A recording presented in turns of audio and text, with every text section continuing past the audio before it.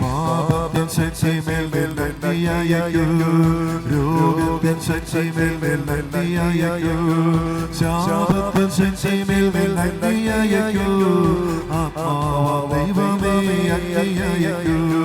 പാപത്തിൻ ശക്തിമേൽ നന്ദിയായിരിക്കൂ, രോഗത്തിൻ ശക്തിമേൽ നന്ദിയായിരിക്കൂ, ശാപത്തിൻ ശക്തിമേൽ നന്ദിയായിരിക്കൂ, ആത്മാവാം ദൈവമേ അങ്ങേയായിരിക്കൂ. ആത്മാവേ അഗ്നിയായി നിറയണമേ, ആത്മാവേ ശക്തിയായി നിറയണമേ.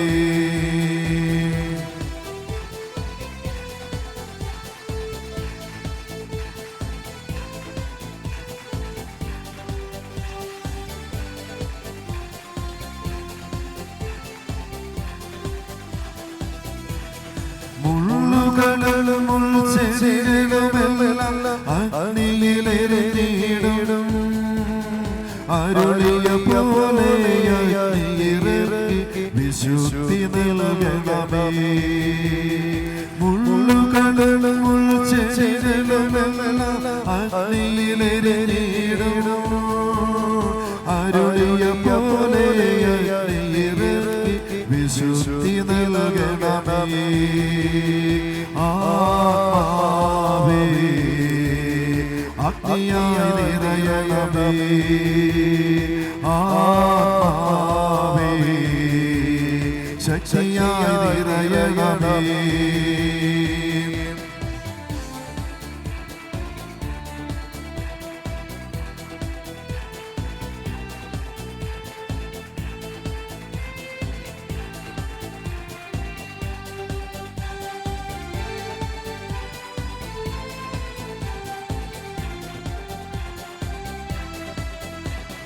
ലോകം മുഴുവൻ പാപത്തിന്റെ വീണകൾ നിറഞ്ഞിടുന്നു, മാനവരെല്ലാം നാശത്തിന്റെ നിഴലിൽ കഴിഞ്ഞിടുന്നു.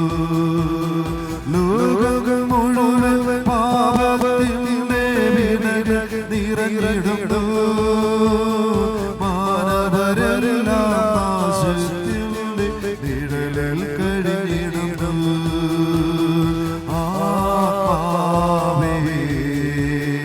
അഗ്നിയായി നിറയണമേ, ആത്മാവേ ശക്തിയായി നിറയണമേ. പാപത്തിൻ ശക്തിമേൽ നന്ദിയായിരിക്കൂ, രോഗത്തിൻ ശക്തിമേൽ നന്ദിയായിരിക്കൂ, ശാപത്തിൻ ശക്തിമേൽ നന്ദിയായിരിക്കൂ, ആത്മാവാം ദൈവമേ അങ്ങേയായിരിക്കൂ. പാപത്തിൻ ശക്തിമേൽ നന്ദിയായിരിക്കൂ, രോഗത്തിൻ ശക്തിമേൽ നന്ദിയായിരിക്കൂ, പാപത്തിൻ ശക്തിമേൽ നന്ദിയായിരിക്കൂ, ആത്മാവാം ദൈവമേ അങ്ങേയായിരിക്കൂ. ആത്മാവേ അഗ്നിയായി നിറയണമേ, ആത്മാവേ ശക്തിയായി നിറയണമേ. പാപത്തിൻ ശക്തിമേൽ നന്ദിയായിരിക്കൂ, രോഗത്തിൻ ശക്തിമേൽ നന്ദിയായിരിക്കൂ, ശാപത്തിൻ ശക്തിമേൽ നന്ദിയായിരിക്കൂ, ആത്മാവാം ദൈവമേ അങ്ങേയായിരിക്കൂ. പാപത്തിൻ ശക്തിമേൽ നന്ദിയായിരിക്കൂ, രോഗത്തിൻ ശക്തിമേൽ നന്ദിയായിരിക്കൂ, ശാപത്തിൻ ശക്തിമേൽ നന്ദിയായിരിക്കൂ, ആത്മാവാം ദൈവമേ അങ്ങേയായിരിക്കൂ. പാപത്തിൻ ശക്തിമേൽ നന്ദിയായിരിക്കൂ, രോഗത്തിൻ ശക്തിമേൽ നന്ദിയായിരിക്കൂ, ശാപത്തിൻ ശക്തിമേൽ നന്ദിയായിരിക്കൂ, ആത്മാവാം ദൈവമേ അങ്ങേയായിരിക്കൂ. പാപത്തിൻ ശക്തിമേൽ നന്ദിയായിരിക്കൂ, രോഗത്തിൻ ശക്തിമേൽ നന്ദിയായിരിക്കൂ, ശാപത്തിൻ ശക്തിമേൽ നന്ദിയായിരിക്കൂ, ആത്മാവാം ദൈവമേ അങ്ങേയായിരിക്കൂ. ആത്മാവാം ദൈവമേ അങ്ങേയായിരിക്കൂ, ആത്മാവാം ദൈവമേ അങ്ങേയായിരിക്കൂ, ആത്മാവാം ദൈവമേ അങ്ങേയായിരിക്കൂ.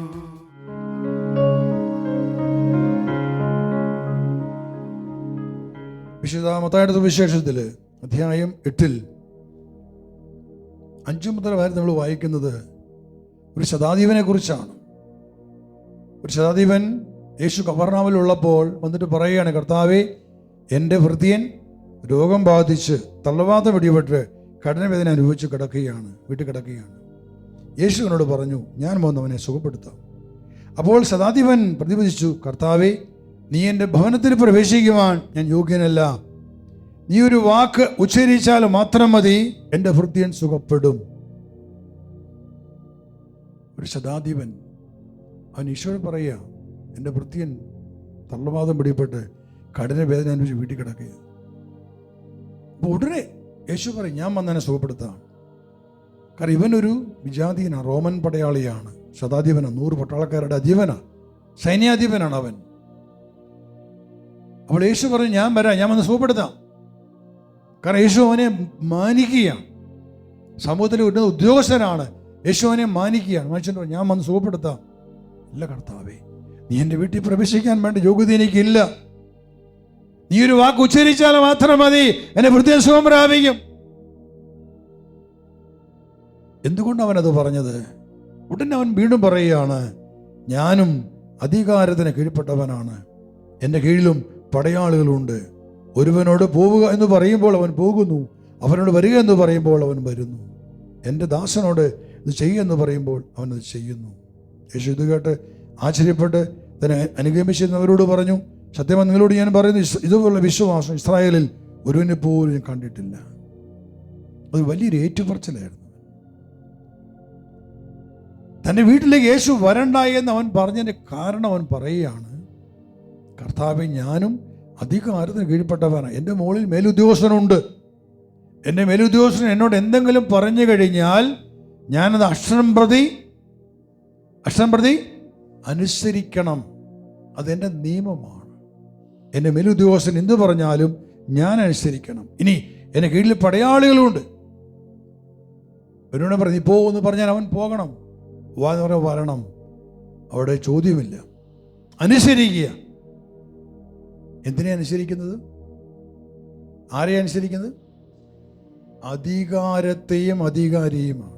നോക്കണമേ, അധികാരത്തിൻ്റെ ശക്തി ഈ മനുഷ്യനെയല്ല, അവനിലുള്ള അധികാരം.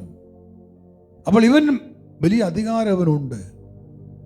ആ അധികാരം ഉള്ളത് കൊണ്ടാണ് എൻ്റെ കീഴിലെ പടയാളികളോട് ഞാൻ പോകാൻ പറഞ്ഞാൽ പോകുന്നു, വരാൻ പറഞ്ഞാൽ വരുന്നു, എൻ്റെ അടിമയോട് ചെയ്യാൻ പറഞ്ഞാൽ ചെയ്യുന്നു. അധികാരത്തിൻ്റെ ശക്തി ഇവൻ അറിഞ്ഞവനാണ്. അവൻ ഈശോയോട് പറയാണ്, എൻ്റെ വീട്ടിൽ വരേണ്ട കർത്താവേ, കാരണം നിന്റെ അധികാരം അതിനേക്കാളൊക്കെ എത്രയോ ഉന്നതമാണ്. നീ ഒരു വാക്ക് പറഞ്ഞാൽ മതി, എൻ്റെ ഭൃത്യനെ പീഡിപ്പിക്കുന്ന തളവാദവനെ വിട്ടുപോകും. കാരണം നീ എല്ലാ പിശാചുകളുടെ മേൽ, എല്ലാ രോഗങ്ങളുടെ മേൽ അധികാരമുള്ളവനാ. Hallelujah, hallelujah. അത് അവൻ തിരിച്ചറിഞ്ഞു. കാരണം അവൻ അധികാരിയായതുകൊണ്ടാണ്. യേശുവിൻ്റെ അധികാരത്തെ അവൻ തിരിച്ചറിഞ്ഞു. അപ്പോൾ ഈശോ പറയാൻ, ഇതുപോലെ വിശ്വാസം ഇസ്രായേലിനടുത്ത് കണ്ടിട്ടില്ല. പ്രിയപ്പെട്ടവരെ, നാം അറിയണം, തിരിച്ചറിയണം ദൈവത്തിൻ്റെ വചനത്തിലുള്ള അധികാരത്തിൻ്റെ ശക്തി. നാം ഒന്നിനെയും ഭയപ്പെടേണ്ടവരല്ല, നാം ഒരു ശത്രുവിനെയും ഭയപ്പെടേണ്ടവരല്ല. നാം നമ്മുടെ വിശ്വാസത്തിൽ, നാം നമ്മുടെ പ്രാർത്ഥനയിൽ, വിശുദ്ധീകരണത്തിൽ, പരിശുദ്ധാത്മാവിൻ്റെ ശക്തിയിൽ നാം ഇതിലേക്ക് കയറി വരണം. ലൂക്കാ 10:19 യേശു തന്ന അധികാരമുണ്ടല്ലോ. ലൂക്കാ 10:19 ഇതാ, പാമ്പുകളുടെയും തേളുകളുടെയും ശത്രുവിൻ്റെ സകല ശക്തികളുടെ മീതെ ചവിട്ടി നടക്കാൻ നിങ്ങൾക്ക് ഞാൻ എല്ലാ അധികാരവും തന്നിരിക്കുന്നു. എല്ലാ അധികാരവും തന്നിരിക്കുന്നവർ, അധികാരവും തന്നിട്ടുണ്ട്. ഞാൻ എല്ലാ അധികാരവും തന്നിരിക്കുന്നു. മത്തായി 28:18 മരിച്ചവരിൽ നിന്ന് ഉദ്ധിതനായ യേശു പറയുകയാണ്, ഇതാ സ്വർഗത്തിലും ഭൂമിയിലുമുള്ള എല്ലാ അധികാരവും എനിക്ക് നൽകപ്പെട്ടിരിക്കുന്നു. സ്വർഗത്തിലും ഭൂമിയിലുള്ള എല്ലാ അധികാരവും യേശു തിരിച്ചു പിടിച്ചു. ആരിൽ നിന്ന്? പിശാചിൽ നിന്ന്. കാരണം ആദത്തിന് കൊടുത്ത അധികാരവും ശക്തിയും സാത്താൻ ആദത്തെ വഞ്ചിച്ച് അവനെടുത്തു, കവർന്നെടുത്തു. നൂറ്റാണ്ടുകളായിട്ട് സാത്താൻ അധികാരിയായിരുന്നു.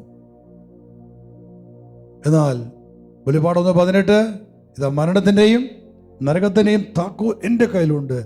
മരണത്തെയും നരകത്തെ യേശു പറയുകയാണ്, ഞാൻ ആ മരണത്തിൻ്റെ നരകത്തിൻ്റെ അധികാരി, സാത്താനല്ല, അവനെ ജയിച്ചിരിക്കുന്നു. അപ്പോൾ എല്ലാ അധികാരങ്ങളും യേശുവിൻ്റെ കയ്യിലുണ്ട്. അതാണ് മത്തായി 28:18 യേശു പറയുന്നത്, സ്വർഗത്തിലും ഭൂമിയിലുള്ള അധികാരം എനിക്ക് എല്ലാ അധികാരവും നൽകപ്പെട്ടിരിക്കുന്നു. ആകയാൽ നിങ്ങൾ പോയി സകല ജനതകളെയും ശിക്ഷപ്പെടുത്തുവിൻ. ശിക്ഷപ്പെടുത്തണം. എന്താണ് എൻ്റെ വാക്കിനടുത്ത് ശിക്ഷപ്പെടുത്തുക പറഞ്ഞാൽ?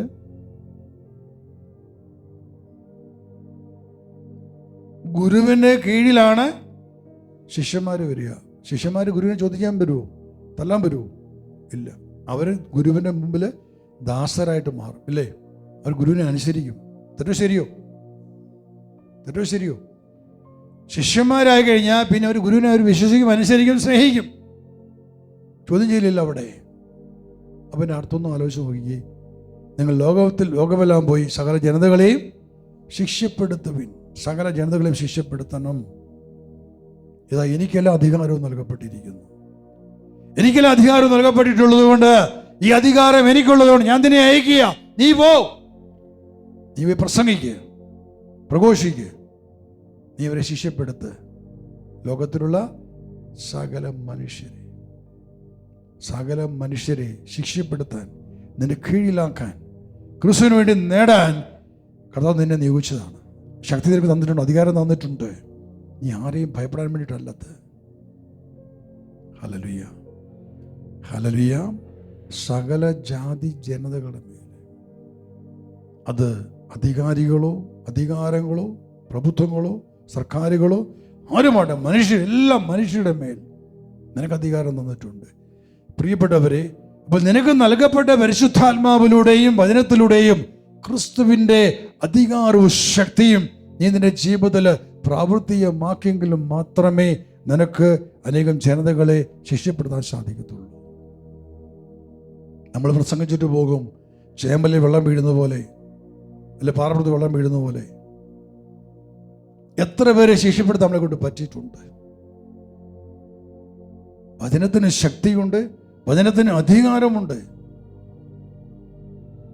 വായിക്കുന്ന ഒരു ശിഷ്യനെ കുറിച്ച് വായിക്കുന്നുണ്ട്. ഫിലിപ്പോസ് എന്ന ശിഷ്യൻ സമരിയയിലെ ഒരു പട്ടണത്തിൽ ചെന്ന് പ്രസംഗിച്ചു കഴിഞ്ഞപ്പോൾ എന്താ സംഭവിച്ചു? അവിടെ ബുക്ക് ഓഫ് ആക്ട്സ് അപ്പോസ്തല പ്രവർത്തനം 8 അതിനെക്കുറിച്ച് പറഞ്ഞിട്ടുണ്ട്. ഫിലിപ്പോസ് സമരിയയിലെ പട്ടണത്തിൽ ചെന്ന് പ്രസംഗിച്ചു. അവിടെ വലിയ മാറ്റം സംഭവിച്ചു. അപ്പോസ്തല പ്രവർത്തനം 8:4 മുതൽ വചനം. ചിതറിക്കപ്പെട്ടവർ വചനം പ്രസംഗിച്ചുകൊണ്ട് ചുറ്റി സഞ്ചരിച്ചു. ഫിലിപ്പോസ് സമരിയയിലെ ഒരു നഗരത്തിൽ ചെന്ന് അവിടെ ഉള്ളവരോട് ക്രിസ്തുവിനെ പറ്റി പ്രഘോഷിച്ചു. ഫിലിപ്പോസിന്റെ വാക്കുകൾ കേൾക്കുകയും അവൻ പ്രവർത്തിച്ച അടയാളങ്ങൾ കാണുകയും ചെയ്ത ജനക്കൂട്ടം അവൻ പറഞ്ഞ കാര്യങ്ങൾ ഏക മനസ്സോടെ ശ്രദ്ധിച്ചു. എന്നാൽ അശുദ്ധാത്മാക്കൾ തങ്ങൾ ആവേശിച്ചിരുന്നവരെ വിട്ട് ഉച്ചത്തിൽ നിലവിളിച്ചുകൊണ്ട് പുറത്തുപോയി. അനേകം തളർവാദ രോഗികളും മുടന്തന്മാരും സുഖം പ്രാപിച്ചു. അങ്ങനെ നഗരത്തിൽ വലിയ സന്തോഷമുണ്ടായി. അടുത്ത വചനം പറഞ്ഞിരിക്കുകയാണ്, മാന്ത്രികവിധി നടത്തിക്കൊണ്ടിരുന്ന ശിമയോൻ എന്നൊരുവൻ ആ നഗരത്തിലുണ്ടായിരുന്നു. അവൻ വലിപ്പം ഭാവിച്ച് ശമരിയ ദേശത്തെ വിസ്മയിപ്പിച്ചു. ചെറിയവർ മുതൽ വലിയവർ വരെ എല്ലാവരും അവൻ പറയുന്നത് കേട്ടിരുന്നു. അവർ പറഞ്ഞു, മഹാശക്തി എന്ന് വിളിക്കപ്പെടുന്ന ദൈവശക്തി തന്നെയാണ് ഈ മനുഷ്യൻ. ദീർഘകാലമായി മാന്ത്രിക വിദ്യകൾ കൊണ്ട് അവരെ വിസ്മയിപ്പിച്ചിരുന്നതിനാലാണ് എല്ലാവരും അവനെ ശ്രദ്ധിച്ചു പോകുന്നത്. എന്നാൽ ദൈവരാജ്യത്തെക്കുറിച്ചും യേശുക്രിസ്തുവിന്റെ നാമത്തെക്കുറിച്ചും ഫിലിപ്പോസ് പ്രസംഗിച്ചപ്പോൾ സ്ത്രീ പുരുഷ ഭേദമന്യേ എല്ലാവരും വിശ്വസിച്ചു, ജ്ഞാനസ്നാനം സ്വീകരിച്ചു. ശിമിയൻ പോലും വിശ്വസിച്ചു, അവൻ ജ്ഞാനസ്നാനം സ്വീകരിച്ചു. ഫിലിപ്പോസിന്റെ കൂടെ ചേർന്നു. സംഭവിച്ചുകൊണ്ടിരുന്ന അടയാളങ്ങളും വലിയ അത്ഭുത പ്രവൃത്തികളും കണ്ട് അവൻ ആശ്ചര്യഭരിതനായി. ഹല്ലേലൂയ. നോക്കണമേ, ഫിലിപ്പോസ് സാധാരണ മനുഷ്യൻ ചെന്ന് പ്രസംഗിച്ചു കഴിഞ്ഞപ്പോഴേക്കും പറഞ്ഞിരിക്കുകയാണ്, ഫിലിപ്പോസിന്റെ വാക്കുകൾ കേൾക്കുകയും അവൻ പ്രവർത്തിച്ച അടയാളങ്ങൾ കാണുകയും ചെയ്ത് ജനക്കൂട്ടം അവന് വിശ്വസിച്ചു. അപ്പൊ ഫിലിപ്പോസിന്റെ വാക്കുകൾ, ഫിലിപ്പോസ് പ്രസംഗിച്ച വചനങ്ങൾ അവർ വിശ്വസിച്ചു.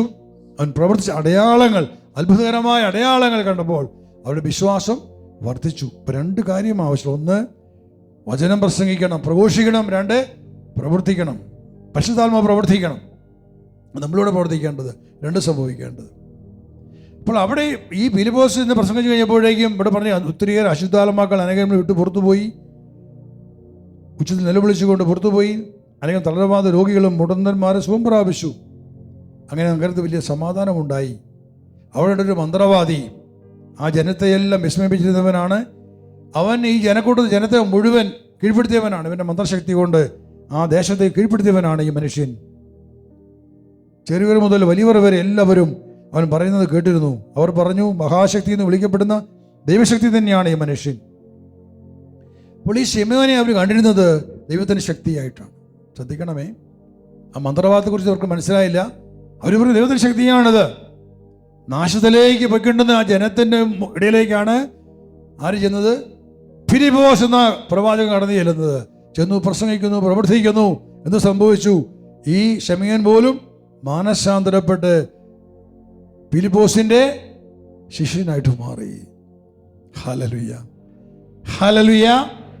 നോക്കണമേ, മഹാശക്തി എന്ന് ജനം വിളിച്ച, ദൈവശക്തി എന്ന് ജനം പറഞ്ഞ ആ മന്ത്രവാദി പോലും ഫിലിപ്പോസിന്റെ കീഴിലായി. ഹല്ലേലൂയ. യേശുവർ നിങ്ങൾ പോയി സകല ജനതകളെയും ശിഷ്യപ്പെടുത്തുവേൻ. ഹല്ലേലൂയ. ഇതാണ് നമ്മുടെ വിളി, നമ്മുടെ ദൗത്യം. സകല ജനതകളെയും ശിഷ്യപ്പെടുത്തണം. ശിഷ്യപ്പെടുത്താൻ നമുക്ക് ശക്തി വേണം, നമ്മൾ അറിവുണ്ടാകണം.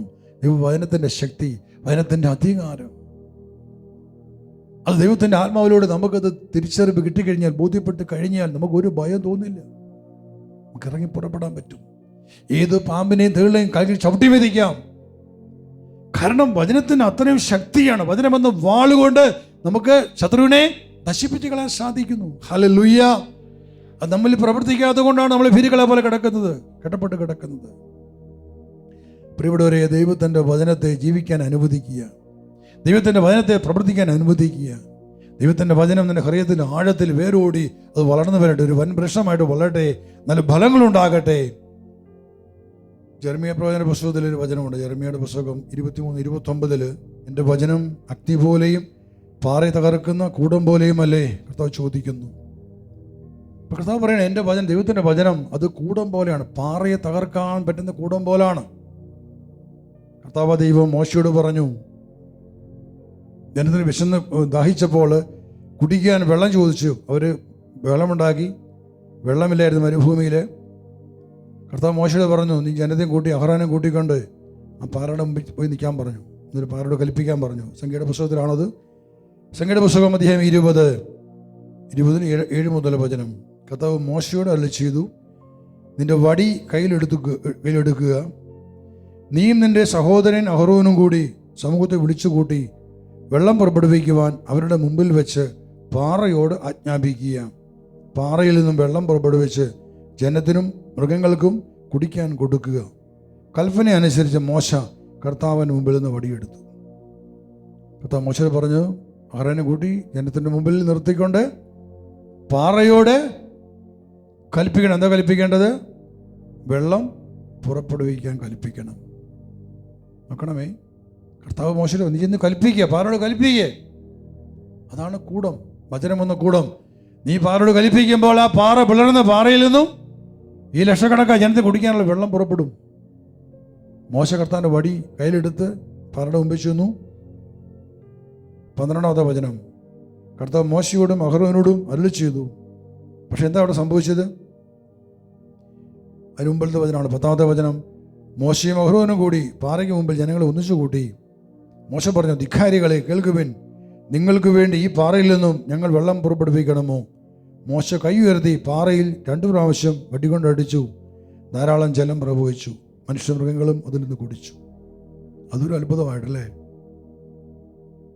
അതൊരു അത്ഭുതമാണ് സംഭവിച്ചത്. വടിയെടുത്ത് അടിച്ചപ്പോൾ വെള്ളം വന്നു. നല്ല കാര്യമല്ലേ? കർത്താവ് എന്താണ് പറഞ്ഞത്? പാറയോട് നീ കൽപ്പിക്കേ, പാറയിൽ നിന്ന് വെള്ളം പുറപ്പെടേണ്ടത് കൽപ്പിക്കേ. അതായിരുന്നു മോശ ചെയ്യേണ്ടിയിരുന്നത്. പക്ഷേ ഈ ജനത്തിൻ്റെ ഇവരുടെ അതിക്രമങ്ങൾ നിമിത്തം മനസ്സും അടുത്ത് എപ്പോഴും പരാതിയാണ് അവർക്ക്. എത്ര ലക്ഷക്കണക്കിന് ജനങ്ങളാണ്. ഇവരുടെ എല്ലാം ഭാരങ്ങളും മോശയുടെ മേലല്ലേ? അവരെപ്പോഴും കുറ്റം പറയുന്നു, പെറുപിറുക്കുന്നു. എല്ലാവർക്കും പരാതികളും പ്രശ്നങ്ങളും. എപ്പോഴും യാത്ര മരുഭൂമിയിലൂടെയാണ്. എത്ര കിട്ടിയാലും മതി വരാത്ത മനുഷ്യർ. മോശയ്ക്ക് മടുപ്പുണ്ടായിരുന്നു. ഇപ്പോഴാണ് കുടിക്കാൻ വെള്ളമില്ലെന്ന് പറഞ്ഞ് അവർ മോശയ്ക്ക് അവരുടെ വെറുവിറുത്തപ്പോൾ അവർ പ്രാർത്ഥിച്ചു. കർത്താവ് പറഞ്ഞു ഇന്ന് കൽപ്പിക്കാൻ പറഞ്ഞു. പക്ഷെ മോശയ്ക്ക് ദേഷ്യം വന്നു. മോശ ഒറ്റ വടി കൊണ്ട് 2 പ്രാവശ്യം അടിച്ച് പാറക്കെട്ട് നിങ്ങൾക്ക് വേണ്ടി പാറ ഞാൻ വെള്ളം പുറപ്പെടുവിക്കണം ചോദിച്ചുകൊണ്ട്. പക്ഷെ അടി കൊണ്ട പാറ വെള്ളം പുറപ്പെടുവിച്ചു. Hallelujah, hallelujah. അവിടെ അത്ഭുതം സംഭവിച്ചു. പക്ഷെ മോശയ്ക്കത് വിനയായിട്ട് മാറി. അടുത്ത വചനം കർത്താവ് പറയുകയാണ്, മോശയോട് പറയാണ് 12 വചനം. കർത്താവ് മോശയോടും അഹരോനോടും അരുളി ചെയ്തു, ഇസ്രായേലിൽ എൻ്റെ വിശുദ്ധി വെളിപ്പെടുത്തത്തക്ക വിധം ദൃഢമായ നിങ്ങൾ എന്നിൽ വിശ്വസിക്കാതിരുന്നത് കൊണ്ട് ഞാൻ ഈ ജനത്തിന് കൊടുക്കുന്ന ദേശത്ത് ഇവരെ എത്തിക്കുന്നത് നിങ്ങളായിരിക്കുകയില്ല. ഇതാണ് മെരീബായിലെ ജലം. നോക്കണമേ, കർത്താവ് പറഞ്ഞ വഴിയിലൂടെ പോയില്ല. കർത്താവ് പറഞ്ഞാലും ചെയ്തില്ല. വെള്ളം പുറപ്പെടുവിച്ചു. പക്ഷെ അത് മോശ ഇഷ്ടപ്രകാരം സംഭവിച്ചു. മോശ വടികൊണ്ട് അടിച്ചപ്പോൾ ആ വടി ശക്തി ഉണ്ടായിരുന്നത് കൊണ്ട്, മോശയിൽ അഭിഷേകം ഉണ്ടായിരുന്നത് കൊണ്ട് ജലം പുറപ്പെട്ടു. പക്ഷെ കർത്താവ് എന്താ പറഞ്ഞത്? എൻ്റെ പരിശുദ്ധി ഈ ജനത്തിന് മുമ്പിൽ വെളിപ്പെടുത്തത്തക്ക വിധം നിങ്ങൾ പാറയോട് കൽപ്പിക്കണം. ഇത്രയും നേരം മോശ പല അത്ഭുതവും ചെയ്ത് വടി കൊണ്ട് അച്ഛൻ നേരത്തെ ഞാൻ പറഞ്ഞു. അപ്പോൾ ഒരു പക്ഷേ ജനങ്ങൾ വിചാരിക്കുന്നതാണ്, ഓ ആ വടിക്ക് ഭയങ്കര ശക്തിയാണ്. മോശ വടിക്ക് ഭയങ്കര ശക്തിയാണ്. എന്താ പറയാണ്? എൻ്റെ പരിശുദ്ധി ജനങ്ങളുടെ മുമ്പിൽ വെളിപ്പെടുത്തണം. എൻ്റെ വിശുദ്ധി വെളിപ്പെടുത്തക്ക വിധം ദൃഢമായി നിങ്ങൾ എന്നിൽ വിശ്വസിക്കാതിരുന്നത് കൊണ്ട്. അപ്പോൾ ഒരു വസ്തുവോ ഒന്നുമല്ല പ്രവർത്തിക്കുന്നത്, ദൈവമാണെന്ന് ആ ജനത്തെ കാണിച്ചു കൊടുക്കണം. അപ്പൊ യു ജസ്റ്റ് കമാൻഡ്, നീ കൽപ്പിക്കുക, പകരോട് കൽപ്പിക്കുക, അത് പാറയിൽ നിന്ന് വെള്ളം പുറപ്പെടും. അവിടെ എന്ത് സംഭവിക്കുമായിരുന്നു? വടിയല്ല, ദൈവനാമത്തിൽ മോശ കൽപ്പിച്ചപ്പോഴാണ് പാറയിൽ നിന്ന് വെള്ളം വന്നതെന്ന് ജനങ്ങൾ കാണുമ്പോൾ ജനങ്ങൾ കൂടുതൽ ദൈവത്തെ വിശ്വസിക്കുമായിരുന്നു. ഇപ്പോൾ എപ്പോൾ എന്ത് സംഭവം വന്നാലും മോശ വടിയെടുക്കും, അവിടെ അത്ഭുതം നടക്കും. പ്രിയപ്പെട്ടവരെ, അപ്പോൾ ദൈവത്തിൻ്റെ പരിശുദ്ധിയെ മോശ അവിടെ വെളിപ്പെടുത്തി ജനത്തിന് മുമ്പിൽ ഏറ്റു പറഞ്ഞില്ല. അതുകൊണ്ടാണ് മോശയ്ക്കും അഹരോനും കാനാൻ ദേശം നിഷേധിക്കപ്പെട്ടു, അവിടെ കിടക്കാൻ പറ്റാതെ പോയത്. ആ കർത്താവിന് വേണ്ടി നിൽക്കുമ്പോൾ നമ്മുടെ പോകുന്ന വഴി അത് പൂർണ്ണമായും കർത്താവിൻ്റെ വഴിയായിരിക്കണം. അതല്ലെങ്കിൽ സാവൂള് യുദ്ധം ചെയ്യാൻ പോയിട്ട് ഫിലിസ്തീനയുടെ നാട്ടിൽ നിന്നും കുറേ സാധനങ്ങൾ എടുത്തുകൊണ്ട് വന്നു, ആടുമള്ളി പിടിച്ചുകൊണ്ട് വന്നു. അതാ ഒന്നും കൊണ്ടുവരരുത്, ഒന്നും എടുക്കരുത്, ഇവിടെ എല്ലാം നശിപ്പിക്കാൻ പറഞ്ഞു. പക്ഷെ അവനെന്താ വിചാരിച്ചത്? ആടുമാടുകൾ ദൈവത്തിന് ബലിയർപ്പിക്കാം. ആ ദൈവത്തിന് ബലിയർപ്പിക്കാൻ വേണ്ടി ആടുമാടുകളെ കൊണ്ടുവന്ന് ബലിയർപ്പിക്കുക. അപ്പോൾ കർത്താവ് നീ എന്താ കാണിച്ചത്? കർത്താവ് ഇത് അങ്ങേക്ക് വേണ്ടി ഞാൻ കൊണ്ടുവന്നതല്ലേ, ബലിയർപ്പിക്കാൻ വേണ്ടിയിട്ട്. എന്ത് പറ്റിയ? അവന് തള്ളപ്പെട്ടു പോയി. ദൈവനോട് പറഞ്ഞു ആടുമാടുകളെ കൊണ്ടുവന്ന് ബലിയർപ്പിക്കാൻ പറഞ്ഞായിരുന്നോ? ഇല്ല. അപ്പോൾ നമ്മുടെ ബുദ്ധിയിൽ ആശ്രയിച്ചുകൊണ്ട് ദൈവത്തെ പ്രസാദിപ്പിക്കാൻ നോക്കരുതെന്നർത്ഥം. കർത്താവ് പറഞ്ഞു നീ അവയെല്ലാം നശിപ്പിച്ച് കളയണം, ഒന്നും എടുക്കാൻ പാടില്ല, എല്ലാം തീയിൽ ദഹിപ്പിച്ച് കളയണമെന്ന് പറഞ്ഞു. പക്ഷേ സാവൂളിൻ്റെ മോഹഭാവം കൊണ്ടായിരിക്കാം, മോഹം തോന്നിയിട്ടായിരിക്കാം ആ ദൈവത്തിന് ബലിയർപ്പിക്കാൻ വേണ്ടി എന്ന വണ്ണം കൊണ്ടുവന്ന വസ്തുക്കൾ അവന് വിനയായിട്ട് മാറി. ദൈവത്തിൻ്റെ വചനം നമ്മളിൽ പ്രവർത്തിക്കണമെങ്കിൽ ഇടത്തോട്ടോ വലത്തോട്ടോ തിരിയരുത്. വചനത്തിലേക്ക് നോക്കി, വചനത്തിൽ ആശ്രയിച്ചുകൊണ്ട്, വചനത്തിൻ്റെ ശക്തിയിൽ ആശ്രയിച്ച് മുന്നോട്ട് പോയാൽ ദൈവത്തിൻ്റെ ആത്മാവ് നമ്മളിൽ പ്രവർത്തിക്കും. കാരണം ദൈവത്തിൻ്റെ വചനം ആത്മാവും ജീവനുമാണ്. യോഹന്നാൻ 6:63 ഞാൻ നിങ്ങളോട് പറഞ്ഞ വചനങ്ങൾ ആത്മാവും ജീവനുമാണ്. അപ്പോൾ ദൈവത്തിൻ്റെ വചനം ആത്മാവും ജീവനുമാണ്. ആത്മാവ് നമ്മളെ നയിക്കട്ടെ. കണ്ണടയ്ക്കാം. വചനത്തിൻ്റെ ശക്തിയും അധികാരവും ദൈവമേ എൻ്റെ ജീവിതത്തിൽ എനിക്ക് അനുഭവതീയമാക്കി തരണമെന്ന് ഞാൻ പ്രാർത്ഥിക്കുകയാണ്.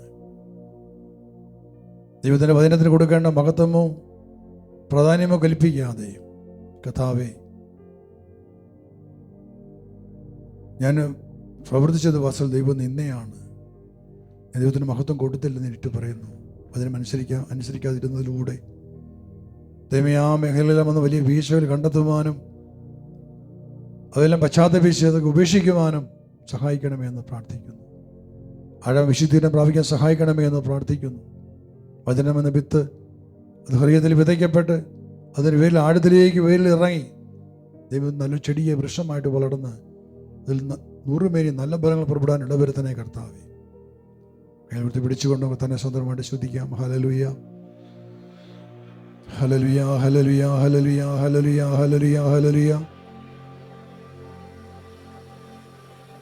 യേശുവേ അങ്ങേക്ക് നന്ദി, യേശുവേ സ്തുതി, യേശുവേ സ്തോത്രം, യേശുവേ അങ്ങേക്ക് മഹത്വം. Hallelujah glory hallelujah hallelujah hallelujah. ജീവിതത്തിന് വചനത്തെ മാംസം ധരിപ്പിച്ച പരിശുദ്ധ അമ്മേ, ജ്ഞാനമേ, എൻ്റെ ജീവിതത്തിലെ വചനം മാംസം ധരിക്കപ്പെടാൻ എന്നെ സഹായിക്കണമേ. അടുത്ത വലിയ മധ്യസ്ഥം പ്രാർത്ഥിച്ചുകൊണ്ട് ദൈവകൃപ നിറഞ്ഞ മറിയമേ സ്വസ്തി, കർത്താവ് അങ്ങയോടുകൂടെ സ്ത്രീകൾ അങ്ങ് അനുഗ്രഹീതയാകുന്നു, അങ്ങയുടെ ദുരിതത്തിൻ്റെ ഫലവും അനുഗ്രഹീതമാകുന്നു.